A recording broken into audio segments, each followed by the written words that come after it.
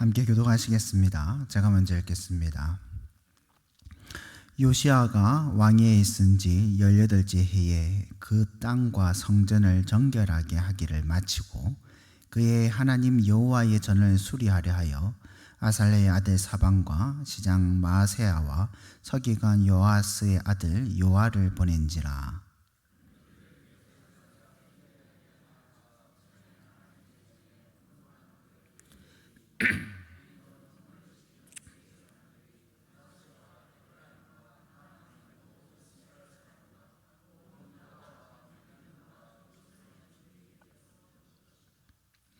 그 돈을 여호와의 전 공사를 감독하는 자들의 손에 넘기니 그들이 여호와의 전에 있는 일꾼들에게 주어 그 전을 수리하게 하되,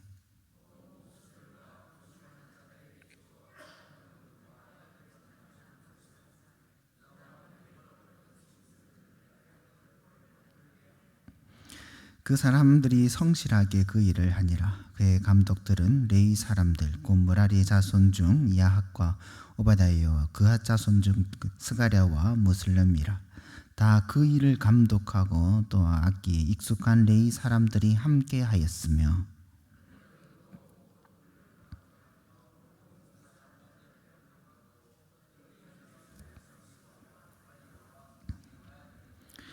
우리가 여호와의 전에 헌금할 돈을 꺼낼 때에 제사장 hil기야가 모세가 전한 여호와의 율법책을 발견하고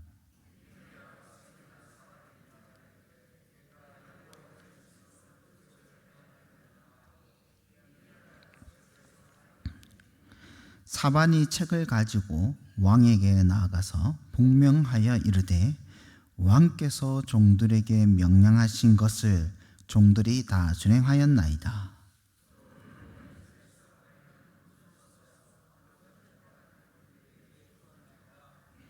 서기관 사반이 또 왕에게 아뢰어 이르되, 제사장 hil기야가 내게 책을 주더이다 하고 사반이 왕 앞에서 그것을 읽음에 왕이 hil기야와 사반의 아들 아히감과 미가의 아들 압돈과 서기관 사반과 왕의 시종 아사에게 명령하여 이르되, 너희는 가서 나와 및 이스라엘과 유다의 남은 자들을 위하여 이 발견한 책의 말씀에 대하여 여호와께 물으라. 우리 조상들이 여호와의 말씀을 지키지 아니하고 이 책에 기록된 모든 것을 준행하지 아니하였으므로 여호와께서 우리에게 쏟으신 진노가 크도다 하니라. 아멘. 오늘 요시야 왕에 대해서 함께 살펴보도록 하겠습니다. 요시야는 남유다의 18대 왕입니다. 오늘 보면 1절에도 나와 있지만은 8세 어린 나이죠. 8세 어린 나이로 왕으로 등극을 해서 31년간 남유다를 통치하였습니다. 주전 640년부터 609년까지 남유다를 통치하였습니다. 요시야 왕이 남유다를 통치하고 있을 때는 북이스라엘 왕조는 아수르에 의해서 722년이죠. 아수르에 의해서 이미 멸망한 이후입니다. 이때 활동했던 선지자는 누구냐면 스바냐 선지자와 예레미야 선지자가 있습니다. 그래서 여러분 이제 열왕기서나 역대서를 읽을 때 선지서들이 굉장히 중요한 역할을 할 때가 많습니다. 요시야 왕에 대해서 좀 더 알고 싶다 하면 이제 스바냐서와 예레미야를 참조하시면 그 배경을 좀 알 수 있습니다. 요시야 왕은 이 성경에서 어떻게 평가하고 있느냐? 선한 왕으로 평가를 하고 있습니다. 역대하 34장 2절을 보면 여호와 보시기에 정직하게 행하여 그의 조상 다윗의 길로 걸으며 좌우로 치우치지 아니하고 이렇게 평가하고 있습니다. 열왕기하 22장에도 요시야가 여호와 보시기에 정직히 행하여 그의 조상 다윗의 모든 길로 행하고 좌우로 치우치지 아니하였더라 이렇게 평가를 하고 있습니다. 열왕기서와 역대서는 약간 관점이 다릅니다. 다른 관점에서 썼거든요. 근데 다른 관점에서 기술된 열왕기서와 역대서 모두 요시야 왕에 대해서 평가하기를 여호와 보시기에 정직하게 행한다. 또 누구의 길로? 다윗의 길로 행하고 있다라고 평가를 하고 있습니다. 성경에서 왕의 행적을 평가할 때 다윗의 길로 행하였더라. 또 뭐가 있습니까? 여로보암의 길로 행하였더라. 또 아합의 길로 행하였더라. 이렇게 평가하는 것을 종종 보았을 것입니다. 이 세 가지 평가 중에 최악의 평가는 아합의 길로 행하였더라. 여기 최악의 평가입니다. 어떤 상태냐? 하나님의 백성들이 하나님을 안 섬겨요. 우상을 섬겨요. 우상만 섬기고 오히려 하나님의 선지자 혹은 의인들을 굉장히 핍박하는 왕, 통치, 이 상태를 아합의 길로 행하였더라. 이렇게 평가를 합니다. 그거보다 조금 더 괜찮은 상태가 여로보암의 길로 행하였더라. 이건 어떤 상태냐면 하나님도 섬기고 우상도 섬기고 하나님을 우상처럼 섬기고 하나님을 섬기는데 이상하게 섬기는 거예요. 이러한 상태. 사실은 둘 다 나쁜 상태입니다. 오보시보입니다. 이러한 상태를 여로보암의 길로 행하였더라. 근데 제일 좋은 상태가 다윗의 길로 행하였더라. 가장 좋은 평가죠. 성경에서 왕을 평가할 때는 여러분 기준이 그 왕이 경제를 어떻게 했는지 아니면 땅을 얼마큼 정복을 했는지 건물을 얼마큼 키웠는지 이런 게 전혀 관심이 없습니다. 뭐에 관심이 있겠습니까? 그 왕이 하나님의 율례대로 백성들을 통치하였는지 그 왕이 여호와를 경외하였는지 이게 기준이란 말입니다. 하나님은 교회를 평가하실 때 여호와를 경외하느냐 경외하지 않느냐 이 기준으로 평가를 하십니다.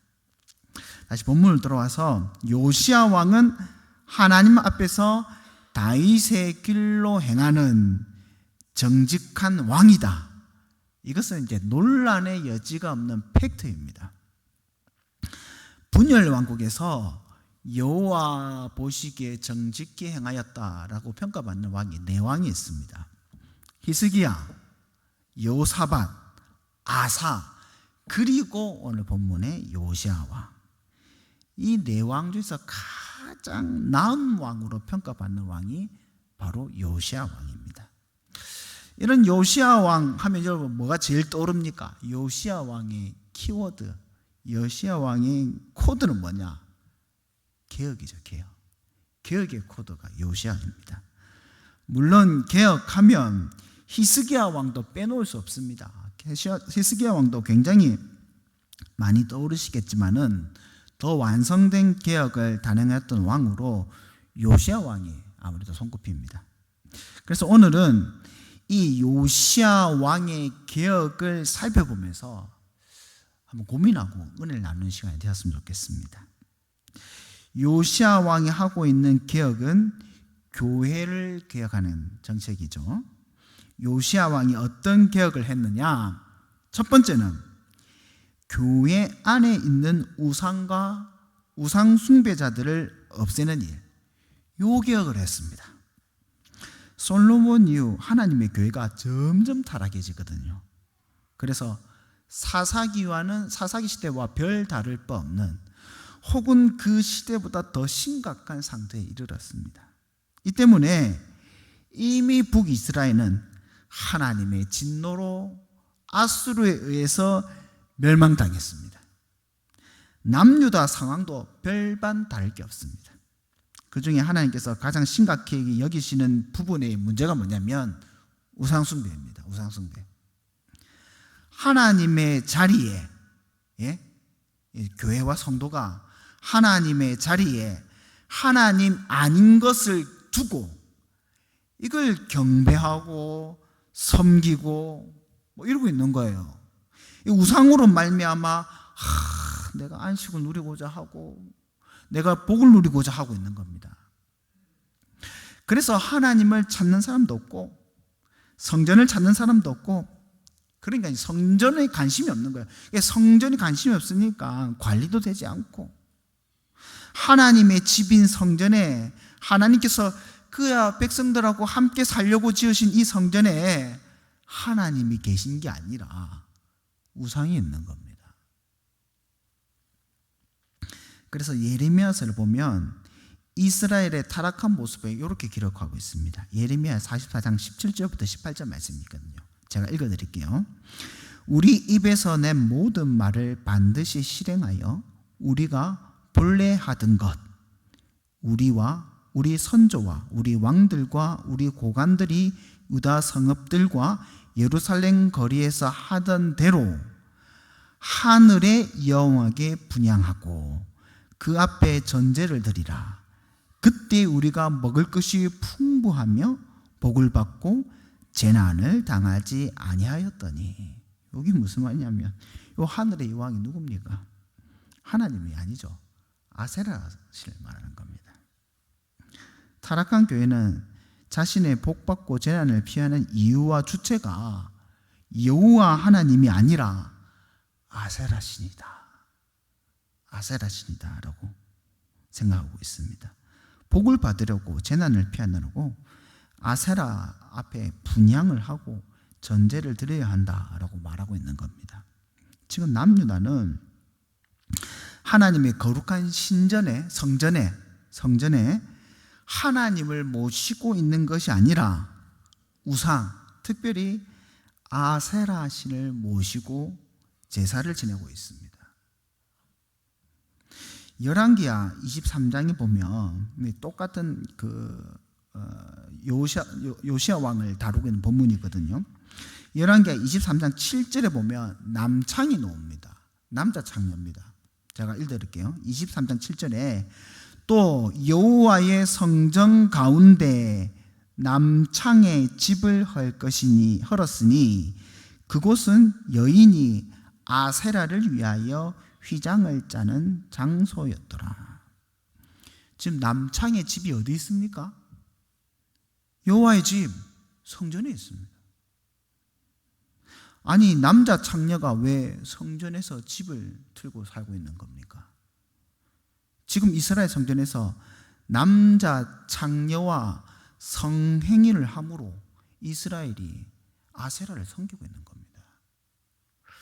그래서 남자 창녀의 집이 성전에 있는 것이고, 이것을 또 뭐라고 설명합니까? 여인이 아세라를 위하여 휘장다는 처소라고 설명을 하고 있는 겁니다. 이방인들이 이방신을 섬기는 방법이 뭐냐면, 이방신 앞에서 이 신전의 사제들과 이 성행위를 함으로 이방신을 흥분시키는 거예요. 이걸 통해서 복을 받는다고 생각합니다. 그래서 여러분, 창녀라는 말의 시초는 여사제를 가리키는 이야기입니다. 여사제가 사실은 창녀의 시작입니다. 하나님의 백성들이 성전에 하나님은 치워버리고 아세라 신상을 모시고 남창들과 음란을 행하며 예배를 드리고 있는 거예요. 지금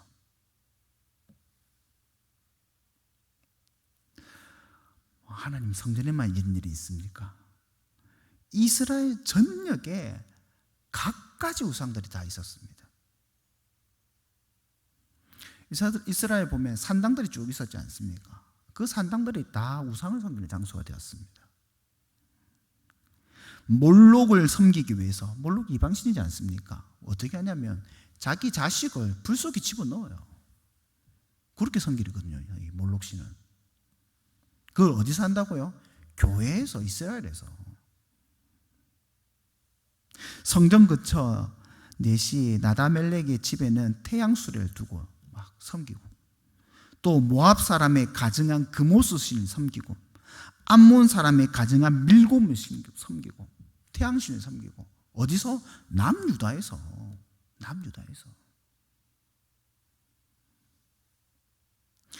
이런 상태는 요시야 왕 때만 그런 게 아니라 조상 때부터 계속해서 이런 겁니다. 지금 히스기야 왕의 개혁도 얼마나 많은 양의 그 많은 종류의 우상들이 끼어졌습니까? 그럼에도 불구하고 여전히 유다에는 이런 많은 우상들이 남아있고 여전히 백성들은 우상을 섬기고 있다는 것은 우상 숭배가 이 구약 교회 안에서 얼마나 일반화되어 있는가, 일상화되어 있는가를 보여주는 겁니다. 또 다른 말로 하자면 이스라엘 중에 여호와의 신앙, 여호와를 섬기는, 여호와를 경외하는 신앙을 보기 힘들어졌다, 희귀해졌다라는 것을 보여주는 겁니다. 하나님께서 이런 남유다를 향하여 분을 내고 계셨죠. 역대하 35장 25절에 이는 이 백성이 나를 버리고 다른 신들에게 분향하며 그의 손의 모든 행위로 나의 노염을 샀습니다. 하나님이 그렇게 평가를 하고 있습니다. 요시야 통치 13년, 즉 요시야가 20세 되던 20세 되던 때에 요시야가 제일 먼저 하는 게 바로 이 우상들을 제거하는 겁니다. 성전과 예루살렘에 있는 각양각종의 우상들과 제단들을 다 찍어내어 버리고 부서뜨려서 빻아서 가루로 만듭니다. 뭡니까? 진멸한다는 거죠. 진멸. 헤렘하는 거죠. 헤렘. 그뿐 아니라 그 빻은 가루를 이 우상을 섬기는 제사장의 무덤에 뿌리고 그 뼈를 제단 위에 불살라 버립니다. 우상을 섬기는 자들까지도 끊어내어 진멸해 버린다라는 것을 보여주는 겁니다. 이 일이 예루살렘에서만 있는 게 아니에요. 므낫셋, 에브라임, 시므온, 납달리, 사면 황폐한 성문 가득 다 있은 이 우상들을 그 전역에 다 없애는 작업을 이 요시야가 했습니다. 구약의 교회와 성도의 삶의 중심에 있었던 우상들을 제거함으로 남유다는 정결하게 되는 이런 개혁 운동을 하고 있었던 겁니다. 그러면 이렇게 우상들을 부수고 우상들을 섬기는 자들을 끊어내는 것으로만 끝납니까 이게? 아니죠. 단지 우상들을 끊어낸다 하는 것만으로는 부족합니다. 성전에서 우상을 몰아내는 것, 이스라엘 곳곳에 있는 우상들을 부수는 것으로만은 부족한 겁니다. 또 뭘 해야 됩니까? 도대체 뭘 해야 됩니까? 비웠으면, 끊어냈으면 뭐 해야 되죠? 채워 넣어야죠. 단지 비우는 것이 목적이 아니라 채우는 것이 목적입니다. 우상을 몰아냈던 자리에 누구를? 여호와를, 하나님을 모시고 와야죠. 비웠던 자리에 하나님으로 채워 넣어야 되는 겁니다. 우상을 몰아냈던 성전에 원래 주이신 여호와를, 하나님을 모셔옵니다. 우상을 몰아냈던 이스라엘 중에 점치는 자와 사술과 요술을 행하는 자들과 신접한 자들과 박수들을 몰아내었던 자리에 원래 주인이신 하나님을 모시고 와야 됩니다. 이스라엘의 삶의 중심에 하나님을 모시고 오는 겁니다. 요시야는 이 일을 위해서 성전을 보수하기도 하고 나중에는 제사장과 레위인들을 정비하여서 그가 맡은 직무를 온전히 행하게 만들죠. 성전에 봉사하는 자들에게 온전한 임금을 지급함으로 성전에서의 직무를 온전히 감당하게 하고 온 이스라엘 중에 하나님이 임재하도록 개혁운동을 하고 있는 겁니다. 사랑하는 성도 여러분, 이렇게 교회와 성도의 삶 가운데 그 중심에 있는 우상을 무너뜨리고 하나님을 모시는 것, 삶의 중심에 우상을 무너뜨리고 삶의 중심에 하나님을 모시는 것, 우리는 이것을 하나님 중심이라 표현하고 있지 않습니까? 성도의 마땅한 삶, 성도의 생활 원리가 뭡니까? 하나님 중심, 교회 중심, 말씀 중심을 고백하고 있지 않습니까? 요시야의 개혁은 타락한 교회가 우상에게 내어줬던 그 중심을, 삶의 중심을 다시 하나님께 드려 하나님 중심으로 살아가는 개혁을 하고 있는 겁니다. 사랑하는 성도 여러분, 우리의 삶의 중심에는 뭐가 있습니까? 우리의 교회의 중심에 누가 계십니까? 하나님이 아닌 그 무엇이 우리의 삶의 중심을 차지하고 이 교회의 중심을 차지하고 있지는 않습니까? 물질, 경제, 직장, 사업이라는 아세라상이 이 교회를 가득 채우고 이 교회를 주도하고 있지는 않습니까? 우리가 이런 우상으로 말미암아 복을 누리려 하고 재난을 피하려 하고 있지는 않냐 이 말입니다. 명예, 권력, 세속적 성공, 인기, 이런 밀곰이라는 신이 우리의 중심을 차지하고 있지는 않냐는 이 말입니다. 자녀, 가족이라는 몰록의 신이 우리의 삶의 중심을 차지하고 있지는 않습니까? 정말 심각하게 미신. 우리 성도님들은 뭐 이 정도 수준은 다 되시라 믿겠지만 한국 교회 안에 여러분 미신 끊지 못합니다. 사주팔자, 타로, 기독교인도 환영합니다. 사주, 운세, 뭔가 신비한 종교적 체험이나 기이한 이적과 기적이 우리의 삶의 중심을 차지하고 있지 않냐 이 말입니다. 신앙의 개혁을 외치는 우리의 생활 원리는 하나님 중심입니다. 하나님 중심. 이 자리에 우리의 가운데 하나님 외에는 그 어떤 것도 드러내서는 안 되고 차지하게 놔두어서는 안 되는 겁니다. 오직 하나님만이 우리의 복과 재난을 피할 근원거가 되시고 오직 하나님만이 우리의 예배의 대상이 되시고 오직 모든 영광은 하나님께만 있는 겁니다. 기억하는 교회, 그 하나님 중심의 삶을 살아가야 되는 겁니다. 바라기는 우리 안에 있는 모든 우상들을 태워버림으로 오직 하나님 중심의 삶을 살아가시기를 주님의 이름으로 간절히 소망합니다. 또 요시야가 어떤 계획을 했습니까?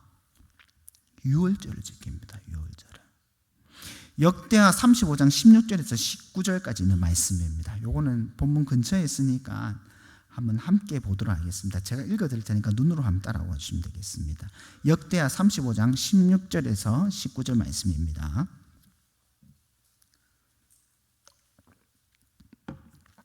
제가 읽을게요. 이와 같이 당일에 여호와를 섬기길이 다 준비되매 요시야 왕의 명령대로 유월절을 지키며 번제를 여호와의 제단에 드렸으며 그때 문 이스라엘 자손이 유월절을 지키고 이어서 무교절을 7일 동안 지켰으니 선지자 사무엘 이후로 이스라엘 가운데 유월절을 이와 같이 지키지 못하였고 이스라엘 모든 왕들도 요시야가 제사장들과 레위 사람들과 모인 온 유다와 이스라엘 무리와 예루살렘 주민과 함께 지킨 것처럼 유월절을 지키지 못하였더라. 요시야가 왕에 있는 지 18째 해에 이 유월절을 지켰더라. 요시야가 뭘 했습니까? 유월절을 지켰죠. 유월절을 지킨다라고 하는 것은 물론 하나님과의 예배의 회복, 하나님과의 교제의 회복을 드러내는 것입니다. 사실상 우리가 말하는 종교개혁, 엄밀히 말하면 교회개혁이죠. 교회개혁의 핵심은 예배개혁이죠. 예배개혁. 하나님께서 그의 백성과 함께 하신다. 그의 백성 중심에 하나님이 계시고 교제를 나누는 삶을 가장 잘 보이는 게 예배입니다.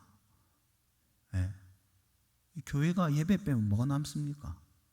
교회의 궁극적인 목표와 그 궁극의 목적은 예배에 있습니다. 요시야 왕은 레위인들을 잘 정렬하죠. 제사장의 직무를 수행할 수 있게끔 유월절을 제사장의 직무를 잘 수행하게끔 만들어가고 유월절을 지키게 합니다. 또 유월절은 요시야와 일부 사람들만 지킨 게 아니에요. 온 백성들이 함께 이 유월절을 지키게 만듭니다. 이를 위해서 참 이 직분자들이 즐거움으로 헌신을 합니다. 요시아 왕들뿐만 아니라 방백들과 레위의 우두머리들이 수백 수천의 양들을 백성에게 내어놓습니다. 양을 잡아야 유월절을 지내니까. 그래서 그 받은 걸로 온 이스라엘들이 유월절을 지키고 있는 겁니다. 이 모습은 분명 예배의 회복과 하나님과의 교제의 회복을 보여주는 겁니다. 그러나 좀 더 생각해야 될 것은 지금 이스라엘이 드렸다고 했는 것이 제사, 그냥 제사가 아니라 절기죠, 절기. 어떤 절기입니까? 유월절이라는 절기를 지켰다는 겁니다. 여러분, 구약의 각각의 절기와 제사는 각각의 의미와 하나님의 언약의 성취의 예표입니다. 그냥 떼서 지키는 행사가 아닙니다. 그 중에 특별히 유월절이 가지고 있는 의미와 상징이 매우 중요합니다. 유월절이 무슨 절기입니까? 하나님께서 유월절을 주실 때 무엇을 기억하고 기대하라고 주신 겁니까? 하나님의 백성들이 유월절을 지키면서 무엇을 소망하고 고백해야 됩니까? 출애굽하기 직전 모든 장자들이 죽어야 하는 그날, 장자들이 죽는다는 것은 장자가 가족을 대표하지 않습니까? 모두 죽는다는 의미입니다.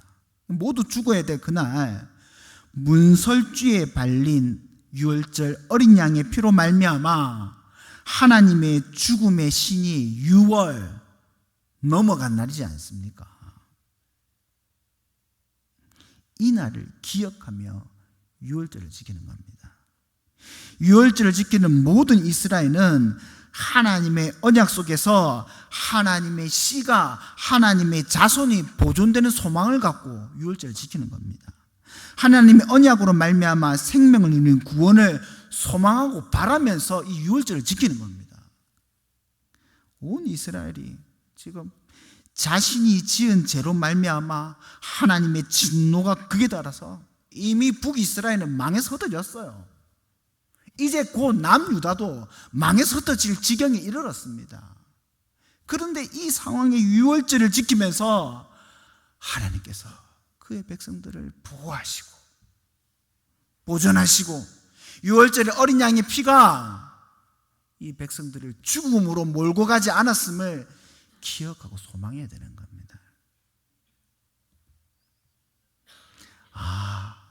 이 언약으로 말미암아 우리가 살 길이 열릴 수 있겠구나 라는 것을 기억해야죠. 또 이 유월절의 어린 양은 누구를 예표하는 겁니까? 예수 그리스도이지 않습니까? 예수 그리스도. 그럼 이 유월절은 무엇으로 성취되죠? 예수 그리스도의 십자가의 사건으로 성취되지 않습니까? 새언약의 성도인 우리는 주 안에서 성찬을 통하여서 그리스도의 피와 살을 먹고 마심으로 유월절 어린 양 대신 예수 그리스도는 안에 살고 그 생명을 누리고 있는 거 아닙니까? 결국 구약의 성도들은 유월절 어린 양을 바라보면서 오실 메시아 예수 그리스도를 대망하고 소망하는 겁니다. 우상을 파하고 하나님 중심으로 개혁한 교회는 오직 그리스도를 통한 구원, 오직 그리스도. 라틴어로 하면 여러분 다 알고 있죠? 솔라 크리스투스, 오직 그리스도를 고백하며 솔라 피데, 즉 오직 믿음으로, 그리스도를 믿는 믿음으로, 그리스도만을 소망하며 믿음으로 개혁되어지고 있는 겁니다. 종교개혁자들이 말하고 있는 솔라 5가지가 있죠. 솔라 피데, 오직 믿음, 솔라 그라티아, 오직 은혜, 솔라 스크립투라, 오직 성경, 솔라 크리스투스, 오직 그리스도, 솔리 데오 글로리아, 오직 영광이 하나님께. 하나님 중심의 삶을 살아가고 있는 성도의 소망은 예수 그리스도밖에 없습니다. 우리의 구원의 길은 오직 예수님밖에 없으며 구원의 방법은 예수님을 믿는 믿음, 이거 말고는 구원이 없습니다. 솔라 피데, 솔라 크리스투스가 죄인인 인간의 생명을 누릴 수 있는 유일한 방법이라는 겁니다. 교회 개혁의 방향이 바로 여기로 향하고 있는 겁니다. 그리스도 외에 그 어떤 것도 구원의 길이 될 수는 없죠. 인간의 공로나 능력이 구원의 길을 걸어가게 만들 수 있는 것이 아닙니다. 오직 믿음으로 구원의 길을 걸어가야 된다는 것을 고백해야 되는 겁니다. 그런데 이 믿음조차도 사실은 나에게서 나오는 게 아니에요. 믿음이 여러분이 믿어서 믿는 겁니까? 우린 이 믿음도 누가 주시는 거라고 고백합니까? 하나님이 주시는 거라고. 하나님이 주시는 거라고. 그래서 우리는 이를 오직 은혜다, 솔라 그라티아, 오직 은혜다 고백을 하는 겁니다. 오직 은혜로 말미암아 유일한 구원의 길이신 예수 그리스도를 믿는 믿음을 가지게 되면 생명을 누리고, 그 생명을 가진 자들의 모임인 이 교회가 구원의 기관이 될 수 있게 되는 겁니다. 교회 개혁은 이를 고백하고 회복하는 겁니다. 마지막으로 이 모든 개혁의 기준과 중심에는 뭐가 있냐? 뭐가 있겠습니까? 하나님의 율법이 있습니다. 요시야 개혁의 가장 중심되는 요시야 개혁의 근원적인 기초는 하나님의 율법에 있습니다. 요시야 왕이 성전을 수리하던 중에 성전에 내팽개져 가지고 모두가 잊어버렸던 것 뭘 찾습니까? 율법책을 찾죠. 신학자들은 이 율법책을 신명기서라고 생각을 합니다. 모세의 율법책이죠. 율법책을 제사장 hil기야가 모세가 전한 여호와의 율법책을 발견하고 사반이 요시야 앞에서 이 모세의 율법책을 읽습니다. 요시야 왕이 모세의 율법책을 듣고 그 자리에서 자기 옷을 찢으며 자신과 온 이스라엘 죄가 참혹하고 비통하다는 것을 고백합니다. 지금까지 요시야 왕이 어렴풋이 우리가 이스라엘 하나님 앞에 범죄하였구나, 뭔가 잘못됐구나 우리가 알고 있지만은 율법책이 발견된 거예요. 율법책을 통해서 그들의 죄, 자신의 죄가 낱낱이 드러나는 겁니다. 백주대낮에 벌거벗듯이 이스라엘 죄가 온전히 드러나고 죄인들의 민낯이 온전히 드러나게 된 겁니다. 순 엉터리로 신앙생활을 한 거예요. 그러니까 요시야 왕이 자기 옷을 찢으며 애통해하지 않을 수 없는 겁니다. 그리고 여서진자 훌다를 통해서 이스라엘 죄가 대가 삭혀서 하나님의 진노로 말미암아 이스라엘이 그 심판에 이르게 되었다라는 하나님의 말씀을 듣게 됩니다.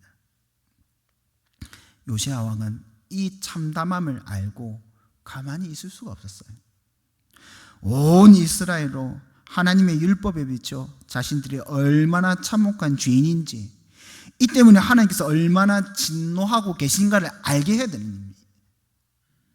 그래서 요시야는 사람을 보내서 유다와 예루살렘의 모든 장로들을 모으고 유다 모든 사람과 예루살렘 주민과 제사장과 레위 사람과 모든 백성 노소를 막론하고 여호와의 전에 모이게 했습니다.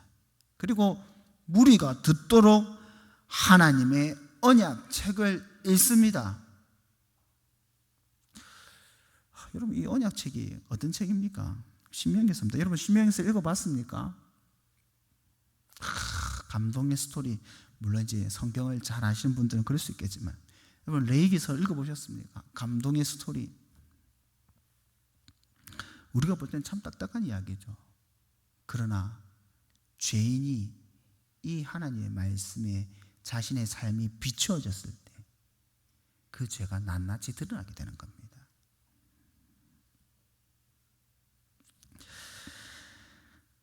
그리고 온 이스라엘이 우리가 이제는 이 언약에 따라서 이 신명기서에 따라서 모세의 율법을 따라서 살겠습니다 라고 하나님과 언약을 다짐합니다. 역대하 34장 31절 32절에 왕이 자기 처소에 서서 여호와 앞에 언약을 세우되 마음을 다하고 목숨을 다하여 여호와를 순종하고 그의 계명과 법도와 율례를 지켜 이 책에 기록된 언약의 말씀을 이루리라 하고 예루살렘과 베냐민에 있는 자들이 다 여기에 참여하게 하며 예루살렘 주민이 하나님 곧 그의 조상들의 하나님의 언약을 따르니라. 하나님의 언약을 따르니라. 교회 개혁의 중요한 핵심 중 하나는 하나님의 말씀의 회복입니다. 개혁의 기준이 하나님의 말씀이고 개혁의 방법이 하나님의 말씀입니다. 그래서 교회 개혁 운동은 말씀으로 개혁이다 라고 표현을 하는 겁니다. 앞에 말했던 라틴어로 솔라 스크립투라. 우리는 고백하기를 신앙의 가장 첫 번째 되는 권위가 뭐라고 우리는 고백합니까? 성경이죠. 저 천주교는 뭐라고 합니까? 이 신앙이 제일 첫 번째 되는 권위가 뭡니까? 예? 사제가 아닙니까? 사제. 주교가 성경도 고칠 수 있는 거 아닙니까? 오직 성경만이 우리의 신앙의 기준이 되고 판단의 근거가 되는 겁니다. 그 어떤 것도 성경보다 더 높은 권위를 가질 수가 없습니다. 따라서 교회가 개혁되기 위해서는 먼저 선제돼야 될 가장 중요한 작업은 성경을 알아야 됩니다.